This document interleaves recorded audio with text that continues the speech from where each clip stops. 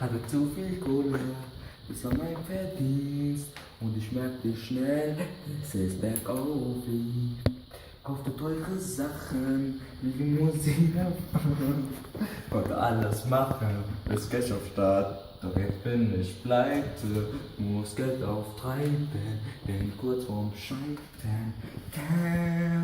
Ich bin blank, hab kein Geld mehr auf der Bank, brauche Cash in meiner Hand. Und Kohle kann ich mir Essen holen, ich bin blank. Ich erinnere mich an die alten Zeiten, Vergleich zu heute sind's Ewigkeiten.